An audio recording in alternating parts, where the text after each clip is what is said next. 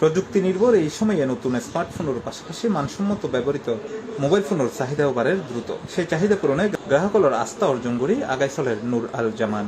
আবুধাবির শিল্পনগরী মুসাফফার 37 নম্বরের নতুন আরও একখান শাখা চালুর মাধ্যমে গ্রাহকদের কাছে সাশ্রয়ী মূল্যে মানসম্মত স্মার্টফোন পৌঁছে দেয় এই প্রতিষ্ঠানগুলো। আমাদের দুবাইতেও ব্রাঞ্চ আছে, শারজাতেও আছে। তো যারা আবুধাবিতে আছে তারা বিশেষ করে দুবাই চাইলেও যাইতে পারে না। তো ওই সুবাদে আমরা আবুধাবিতে ব্রাঞ্চটা ওপেন করেছি প্রবাসী ভাইদের জন্য। দুবাই ব্রাঞ্চে যে অফারটা থাকে, শারজা ব্রাঞ্চে যে অফারটা থাকে, ইনশাল্লাহ আবুধাবিতেও ওই অফারটা থাকবে। محل موبايلات في مصفح في ابو ظبي مصفح الصناعيه 137 وان شاء الله يكون مبروك المحل। দুবাই শারজার পর এবার আবুধাবির মুসাফফা 37 নম্বরত যাত্রা শুরু করছি তার চতুর্থ শাখা ইতাহারি প্রতিষ্ঠানগুলোর উদ্বোধন করছি আবুধাবির পুলিশ কর্মকর্তা শেখ খালেদ আল হামাদি ও প্রতিষ্ঠানগুলোর কর্ণধার সুলতান নূর। এই সময় উপস্থিত আছেন এমডি নুরুদ্দিন, সাংবাদিক এস এম সিফায়াত, সাংবাদিক এম আব্দুল মান্নান, মোহাম্মদ শাহজাহান, আবু তৈয়ব, রুবেল আহমদ সহ আরো বহু।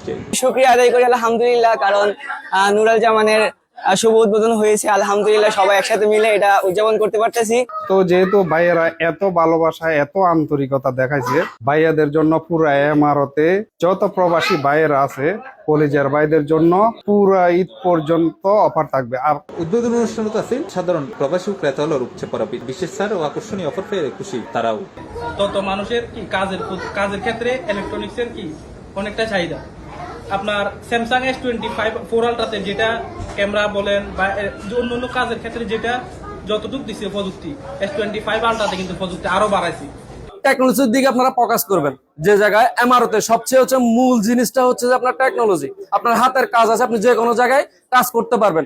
সর্বপ্রথম ব্রাঞ্চ আছে দুবাইতে, একটা ব্রাঞ্চ আছে শারজাতে, চতুর্থ ব্রাঞ্চ হিসেবে উদ্বোধন হতে যাচ্ছে আবুধাবি মুসাফফা 37-এ। তবে বিয়ার কিছু ঠিক তাইলেও বাংলাদেশি জনবল সংকটের কারণে দেশীয় ব্যবসায়ীদের হাতে বড় চ্যালেঞ্জ হইতে বাংলাদেশের তো নতুন কর্মী নিয়োগ কিংবা অভ্যন্তরীণ মালিকানা পরিবর্তন বা ট্রান্সফার বিষয় কোলানো তখন বৈধ কর্মী সংকট ফরম করেন ব্যবসায়ী হল।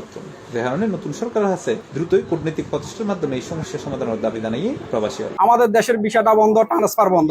তো আমাদের যে সরকার গঠন হয়েছে তার কাছে আমরা এই আকুল আবেদন জানাই, এই ভিসা ট্রান্সফারটা ভিসাটা যাতে খুলে দেয়। যারা আমরা অরিজিনাল ব্যবসায়ী আছি করি তারা যেন নতুন মানুষ আন্তরিকতা আছে ট্রান্সফারের, ওইটা যেন খুব তাড়াতাড়ি সমাধান করে দেয়। আর আমরা প্রবাসী ব্যবসা করি হিসেবে আমরা যে ভিসা সংক্রান্ত যে জটিলতা আছে আমাদের নতুন সরকারের কাছে আহ্বান করব যাতে এই সমস্যাটা সমাধান করে দেয়। C+ TV Chittagong.